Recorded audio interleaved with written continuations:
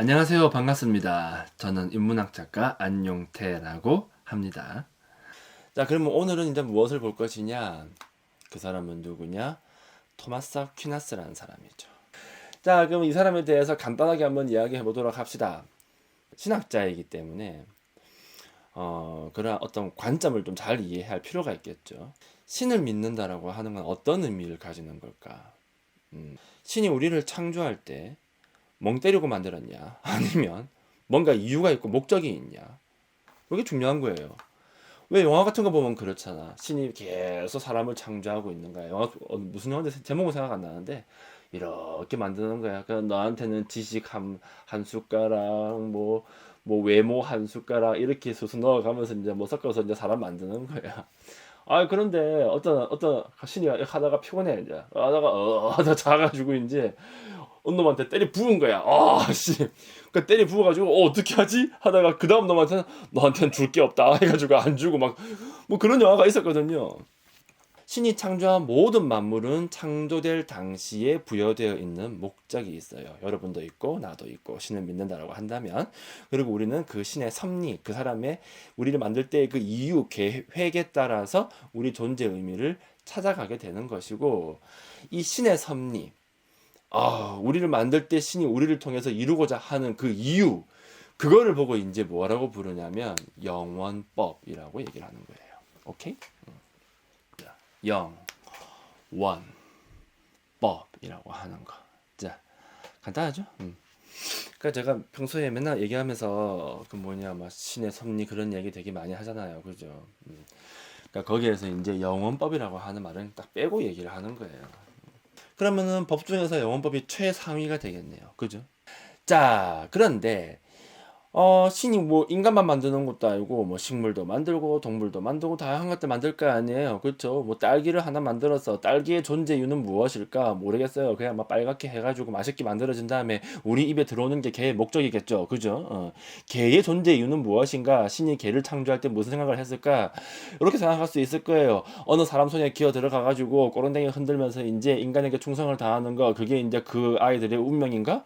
그렇게 창조했다고 볼 수 있겠죠. 그게 영원법이야. 어쩔 수 없다고 하는 거지. 자, 그런데 인간은 식물도 아니고 동물도 아니야. 천사도 아니지. 그래서 인간은 약간 다른 조금은 독특한 그런 지위를 가지게 된다라고 얘기를 해요. 그게 무엇이냐? 신은 인간을 창조할 때 다른 동물에게는 없는 무언가 하나를 더 주게 돼요. 그게 뭔지 알아요? 뭘까? 뭘까 그게? 인간만 가지고 있는 거. 우리 집 개는 없어. 우리 집 식물도 그건 없지. 오로지 누구만? 인간만 가지고 있는 거. 뭐겠어요, 그게? 이성이라고 하는 거죠. 자, 뭐라고? 이성이라고 하는 거. 자, 그래서 인간은 기본적으로 신의 창조물이기 때문에 인간도 똑같아요. 영원법을 따를 수밖에 없어요. 그런데 인간은 이성을 가지고 있다라고 하는 특수성이 있어요. 그래서 수동적으로 무조건 시키는 대로 해야만 하는 마치 뭐 동물과 식물 같은 그런 입장이 아니라 좀 더 능동적으로 영원법에 참여할 수 있다라고 하는 거지. 좀 다르다는 거예요. 그렇잖아요. 뭐 예를 들어서 뭐 신이 뭐 나를 통해 나에게 나를 창조하면서 도대체 뭘 목적했는지 모르겠지만 뭐 이런 거 한번 얘기해 봅시다. 신이 나를 통해서 이렇게 이제 뭔가를 계획을 한 거야. 내가 너를 창조한 이유는 내려가서 공부를 열심히 해서 사람들한테 열심히 철학을 쉽게 가르쳐 주는 걸 하도록 해라. 뭐 이렇게 나를 갖다가 만든 목적이 나왔다라고 한번 해봅시다. 그게 그분의 이 나에게 부여한 내 존재 이유라고 해보자고요. 그러면은 난 동물이 아니야. 동물한테는 아예 신이 이런 목적을 부여하지도 않겠죠. 근데 인간인 나에게는 그런 목적을 부여했어. 그럼 내가 어떻게 해야 되는데? 방법은 몰라. 그러니까 신한테 가가지고 주여 어떻게 해야 되는 건데요? 그게 방법이 뭡니까? 라고 물을 필요가 없다는 거예요. 왜? 인간은 이성이 있기 때문에 어떻게 할 수 있어? 능동적으로 그 영원법에 참여할 수 있다. 그냥 고민을 해보는 거야. 어떻게 하면 될까? 어떻게 하면 좀 더 갈 수 있을까? 막 그런 고민을 하는 거죠. 그래서 내 나름대로 이제 다양한 방식으로 이제 그러한 길을 향해서 나아갈 수 있을 거 아니에요. 바로 그게 능동성을 얘기하는 거예요. 이렇게 능동적으로 다양하게 내가 참여할 수 있다라고 하는 거. 이게 바로 뭐다? 인간이라고 하는 거예요. 자, 그리고 인간은 이제 능동적으로 이 신의 의지를 갖다가 계속 보는 거예요. 뭘 말하는 걸까? 우리 인류 전체를 통해서 이루고자 하는 건 과연 무엇일까? 뭐 그런 것들을 고민하다가, 대박. 해가지고 인간 나름대로 어떤 규칙을 하나 발견하게 된다라고 이야기를 합니다. 그 규칙을 보고 뭐라고 이야기를 하냐면 자연법이라는 거예요. 그러면 자연법은 뭐냐? 모든 시대와 사회에 보편타당한 도덕법이라는 거죠. 모든 시대와 사회에 보편타당한 도덕법. 이게 이제 핵심이에요. 토마스 아퀴나스 사상의 핵심인 거죠. 그러면 자연법의 내용이 뭔지 알아야 되겠지? 그죠? 뭐 별거 없어요. 첫 번째 1번 크게 봐서 세 가지가 있다라고 얘기해요. 인간의 본성. 인간의 본성. 그럼 인간의 본성은 뭔데? 하나의 개체로서 자기 자신을 보존하려는 본성. 그러니까 우리도 결국 동물이거든. 그죠?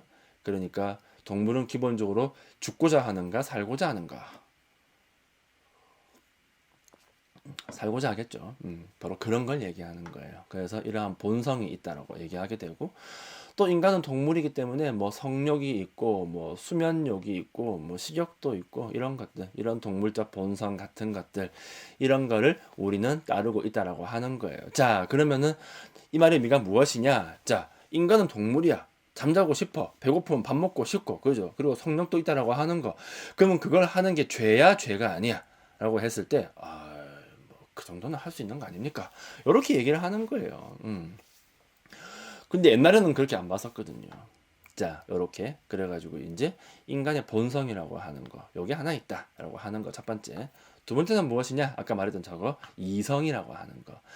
인간은 이성이라고 하는 것이 있다. 동물은 이성이 없다. 그래서 동물은 신의 지혜만 무조건 따라야 되는 어떤 수동적인 입장이라고 한다면, 인간은 이성이 있기 때문에 자연법을 이해할 수 있고 이 자연법을 각각의 상황에 맞게끔 적용할 수 있게 된다. 이렇게 이야기를 하게 돼요.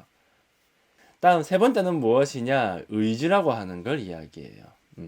인간은 신의 형상을 본따 만든 존재이기 때문에 어느 정도 좀 자율성이 있고, 그래서 인간은 자기 의지에 따라서 또 능동적으로 이제 살아갈 수 있다라고 하는 거죠. 간단하죠? 이 세 가지가 자연법의 기본적인 특징이라고 하는 거예요. 그러면 자연법 아래에는 뭐가 있느냐? 실전법이 있다고 얘기해요. 실전법은 뭐냐면은 뭐 우리가 흔히 사용하는 법 있잖아요. 형법, 민법 이런 거. 이걸 말하는 거예요. 그래서 이제 이거는 신이 우리에게 부여한 게 아니라 인간이 인위적으로 만든 거예요. 우리가 우리의 필요에 의해서 만든 거예요. 알겠죠? 그러니까 정리를 해보면은 제일 위에 뭐가 있고 영원법이 있고 그 다음에 자연법이 있고 그 다음에 실장법이 있다. 이렇게 순번이 이렇게 이루어지는 거예요. 알겠죠? 의지가 있는가 없는가 이것도 굉장히 중요한 문제인 거죠. 왜냐면은 의지가 없으면 인간은 능동적으로 뭘 할 수가 없어요. 안 그래요? 자유의지가 없는데 어떻게 내가 무언가를 선택하고 어떻게 내가 이걸 해야겠다라고 결심을 하고 이게 옳은가 보다라고 판단을 할 수 있겠냐고. 그러니까 토마스 아퀴나스 같은 경우에는 이 의지라고 하는 거를 인간에게 부여하게 된 거지. 그게 제일 중요한 거예요. 그 전에는요. 그딴 게 없었거든요. 자, 인간이 드디어 이제 자유의지라고 하는 걸 가지게 된 어떤 순간이다. 이렇게 이해하시면 될 거예요. 자, 그래서 이제 이 토마스 아퀴나스는 이 자연법, 이 세 가지 원칙을 전제로 세운 그 다음에 행위의 어떤 기준을 찾게 됩니다. 자, 지금부터가 이제 핵심이에요. 자, 그래서 이제 어떤 상황이 오든지 간에 너는 옳은 행위를 할 수밖에 없는 완벽한 이론을 내가 제시해 줄게. 이것이 바로 신이 우리에게 부여한 영원법 안에 들어가 있는 내용이야. 사실 영원법이라고 하는 건 절대 알 수가 없어요. 물어볼 수가 없잖아. 신한테 가가지고 주여 왜 했습니까? 물어보고 싶은데 이 신은 우리를 상대를 안 해준다니까. 상대를 안 해주시는 분한테 가가지고 어떻게 물어요? 물을 수가 없다고. 있기는 있으되 알 수 없는 게 영원법이에요. 하지만 절대적인 원칙이기는 하죠. 하지만 알 수 없다니까. 그래서 인간이 그걸 막 짱구로 굴려가지고 가만 생각해 보니까 영원법의 내용이 이거인 것 같아 해서 막 끌어낸 거, 그게 자연법이라고 하는 거예요. 알겠죠? 그 논리 아래에서 이제 토마스 아퀴나스가 몇 가지 규칙을 정하게 되는 거죠. 아, 이걸 잘 해보니까 신이 우리를 통해서 무엇이 올바른 행위인가, 어떤 상황에서든지 간에 어떤 식으로 행위를 해야 하는가라고 하는 행위 기준을 갖다가 정해주게 돼요. 자, 그걸 보고 뭐라고 부르냐면 이중결과의 원리라고 해요.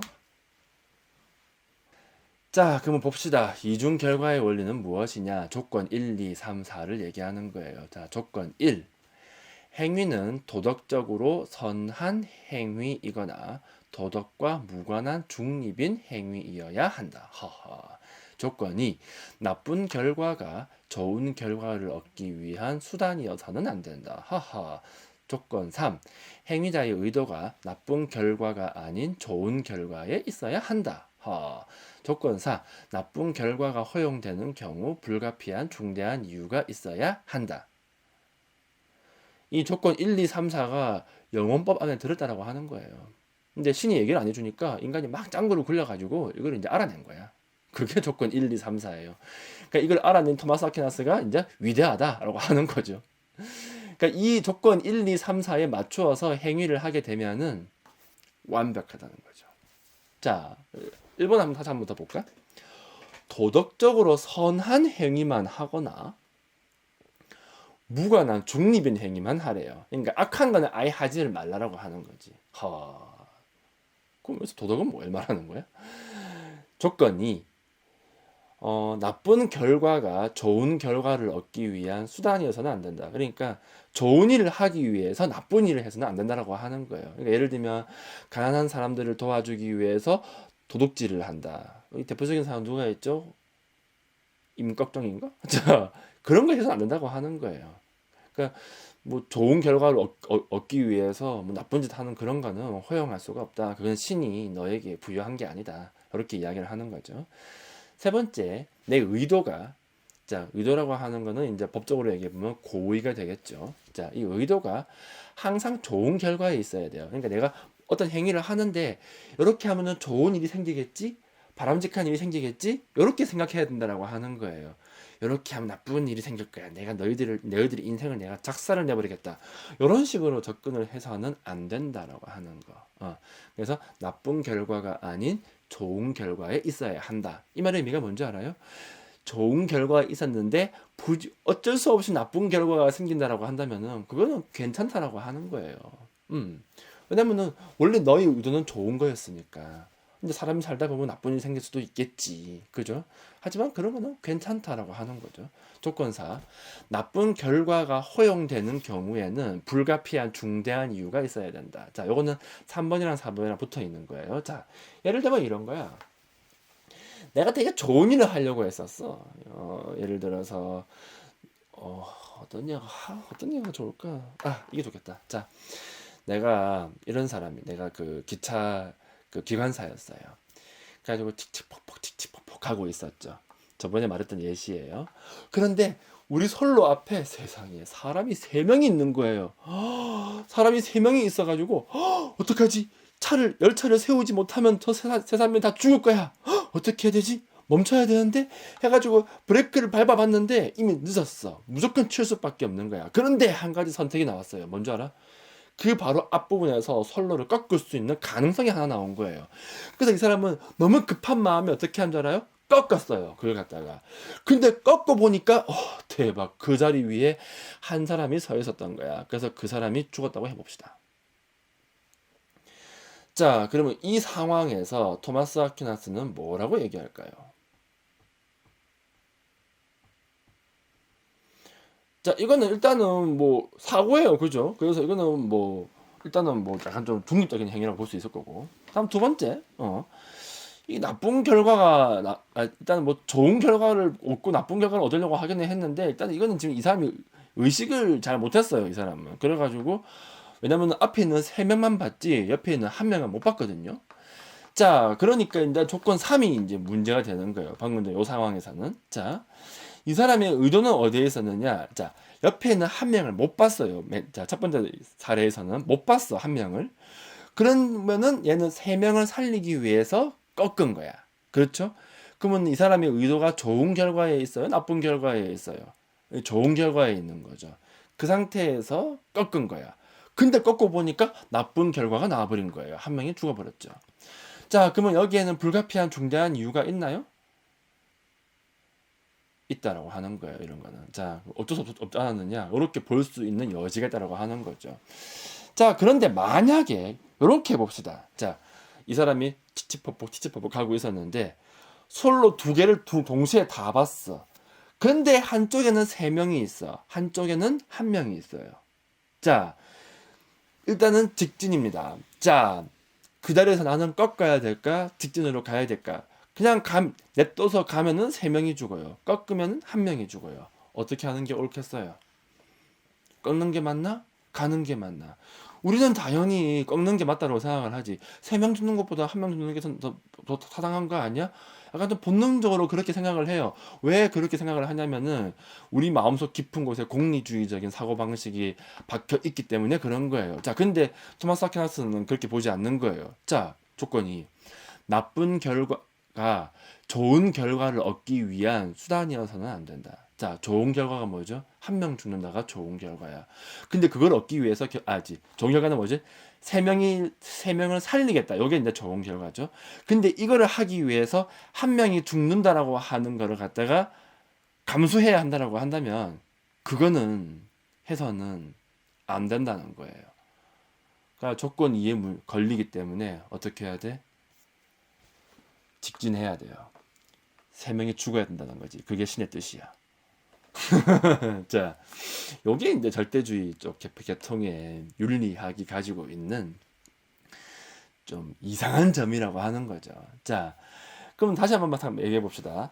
윤리에서 제일 중요한 거는 행위 기준이에요. 자, 기준은 4개가 나왔어. 조건 1, 조건 2, 조건 3, 조건 4 나왔죠. 자, 이 4개의 기준을 가지고 우리는 행위를 하는 거야. 어떤 상황에서든지 간에 일관성이 있어야 돼요. 심지어 이거는 신의 뜻이야. 그럼 무조건 따라야 되는 거예요. 그러면 방금 전 그 상황에서도 우리는 가야 된다라고 하는 거지. 근데 뭔가 좀 이상하지 않아? 막 따르고 싶지 않지 않냐는 거죠. 이거 그게 맞는 거야? 그게 옳은 거야? 라는 그런 의문이 너무 많이 든다는 말이에요. 그러니까 다른 이론이 나오는 거예요. 거봐, 너 못 지키겠잖아. 마음속 깊이 회의감이 들잖아.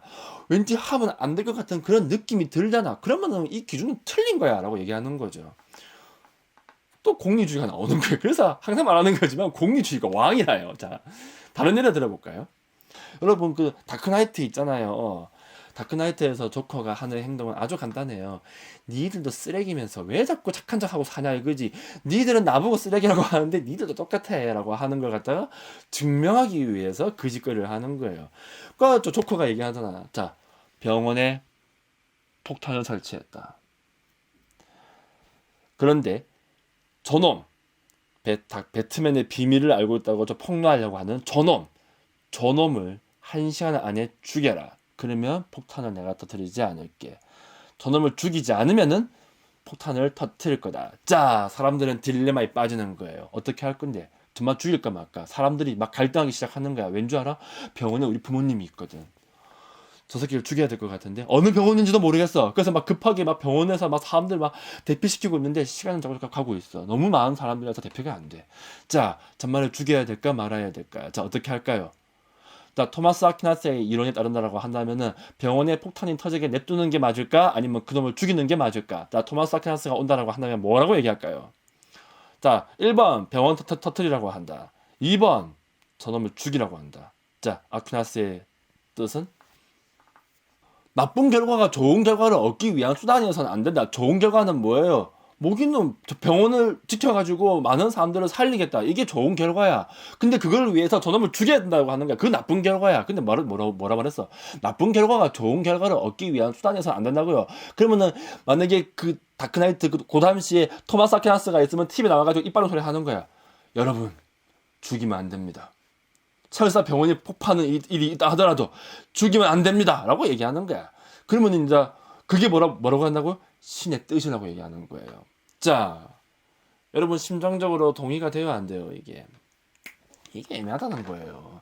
그런데 안 죽였을 때 조커의 어떤 사상에 반기를 둘 수 있는 거기는 하죠.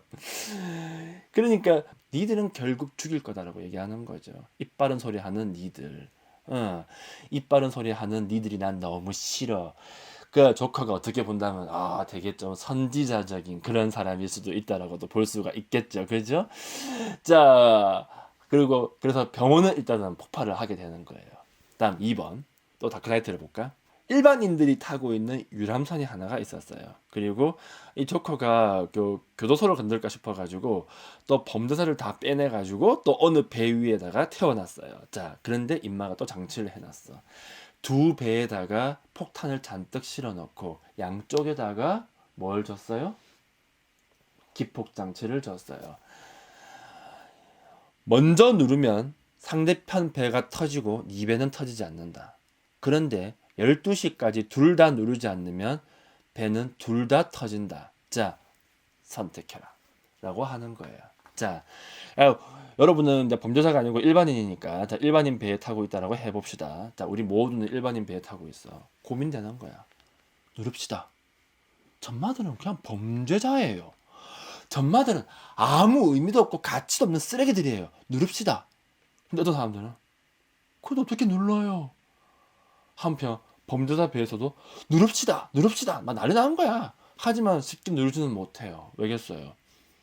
내가 누르자고 얘기하면 내가 마치 살인자가 되는 것 같은 그런 딜레마에 빠지거든요. 자, 그때 우리가 이제 일반인 배에 타고 있다고 생각해보고, 자, 그때 누르는 게 맞을까 안 누르는 게 맞을까 한 번 더 토마스 아퀴나스의 생각대로 한번 가봅시다. 어느 게 맞겠어요? 네, 2번이에요. 누르면 안 돼요. 한 번 더 뭐라고? 나쁜 결과가 좋은 결과를 얻기 위한 수단이 안 된다니까.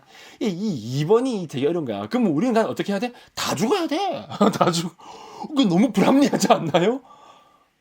어쩔 수 없어요. 그러니까 우리는 그냥 죽어야 돼요. 왠지 알아요? 그게 누구의 뜻이니까? 신의 뜻이니까. 그러면 조커는 당연히 누를 줄 알았을 거예요. 그렇겠죠? 그래서 얘는 당연히 누를 줄 알고 장치를 안 했어요. 당연히 누르면은 둘 다 터지게 해놨지. 이놈은 그냥 장난치는 애니까. 그 12시 지나면 터진다. 그런 건 아예 생각 자체를 안 했어, 얘는. 그런데 안 눌러버렸죠. 그죠? 그러면 조커는 결국 어떤 애냐? 간단하게 생각하시면 돼요. 저런 질서, 뭐 법이라고 하는 저런 것들, 그리고 이 사회가 얘기하는 올바름이라고 하는 것들, 그런 거 굉장히 싫어하는 거예요. 그걸 보고 이제 그 정신분석에서는 상징계라고 이야기를 한다는 거죠. 오케이? 알겠죠? 간단하죠? 그거야. 자, 요게 이제 토마스 아퀴나스가 이야기하는 이중 결과의 원리라고 하는 거예요. 그러니까 제가 몇 가지 예시를 딱 얘기해 보니까 여러분들 되게 문제점이 많다라고 하는 게 딱 느껴지죠. 그죠? 이게 알고 보면 되게 쉬운 거예요. 되게 쉬운 건데 옛날에 학교 다닐 때는 이거 막 외우라고 하니까 이제 외우다 보면 막 신경질 나고 짜증 나고 막 화가 나고 막 그런 문제가 생긴다고 하는 거죠. 그죠? 이 행위 기준이라고 하는 게 왜 공리주의가 왕이냐고 하냐면은 잡아요. 아니 우리가 이 토마스 아퀴나스가 얘기하는 이 이론을 따를 수는 있어요. 근데 여러분 한번 생각해 봐봐. 여러분이 어떤 행위를 할 때마다 좀 딜레마가 생기는 상황이 올 수도 있어요. 그죠? 그러면 그때마다 조건 1, 조건 2, 조건 3, 조건 4 하면서 생각하면서 할 거야? 저거 다 외우고 있을 거예요, 저거? 저거 기억도 안 나요, 저거. 말 그대로 기준이 너무 복잡하다는 거예요, 저게. 근데 공리주의는 어때요? 기준이 심플해요, 아니 복잡해요? 너무 심플해. 한 문장이야. 최대 다수? 최대 행복. 이거는 외우는 게 어렵지도 않고 이해도 너무 쉬워. 그냥 너무 직관적으로 다가와요. 어떻게 하면 다수의 사람이 행복할까가 너무 쉽게 이해가 된다라고 하는 거죠. 그러니까 그 즉시 내가 어떤 행위를 해야 할지 선택이 가능하다라고 하는 거예요. 근데 토마스 아퀴나스의 이론은요. 여러분한테 약간 물었을 때 직관적으로 바로 답 안 나오잖아, 지금. 생각하고 있잖아. 고민하고 있잖아 지금. 그러면은 내가 순간마다 내가 어떤 걸 선택해야 할지라고 하는 그 상황 아래에서 선택이 너무 늦어진다는 거예요. 이게 빠르지가 않다고. 그러면 이건 또 별로인 거예요. 그래서 공유주의가 왕이라니까. 최대 다수, 최대 행복. 알겠죠? 응. 아무튼 그래서 이제 우리는 오늘 이렇게 해가지고 뭘 봤어? 토마스 아퀴나스의 이중 결과의 원리라는 거를 봤어요. 간단하죠? 자, 뭐 이렇게 해가지고 이제 윤리학 두 번째 시간을 이제 마무리 한번 지어보는 거죠.